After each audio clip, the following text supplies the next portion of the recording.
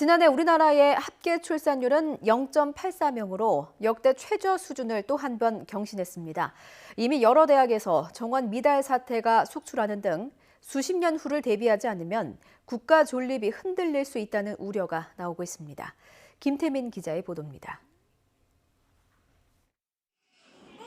더는 내려갈 곳 없을 것 같았던 우리나라 출산율은 지난해 또 한 번 최저치를 기록했습니다.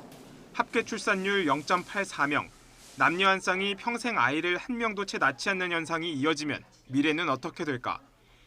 지난해 태어난 전체 출생아 수 27만 명은 올해 국내 대학 정원의 절반 수준, 20년 안에 현재 대학교의 절반은 사라질 위기에 놓입니다. 또 오는 2065년이면 65살 이상 고령 인구가 15살부터 64살까지의 생산 연령 인구보다 더 많아질 것으로 예측됩니다.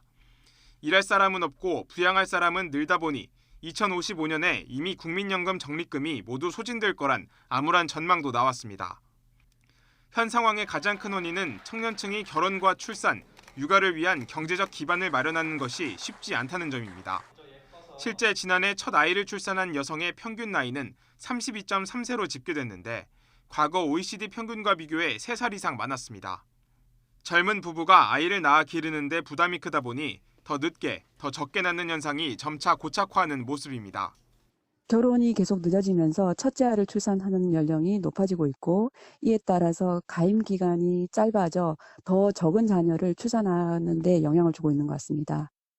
저출산에 쏟아붓는 막대한 예산의 항목도 따져볼 필요가 있습니다.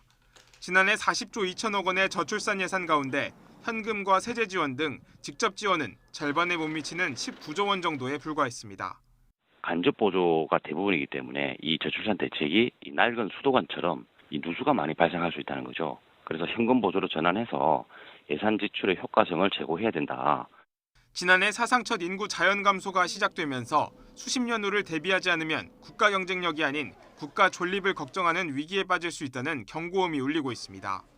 해마다 되풀이되는 저출산 문제가 이제 더는 미룰 수 없는 수준인 만큼 근본적인 대책 마련이 필요하다는 지적입니다. YTN 김태민입니다.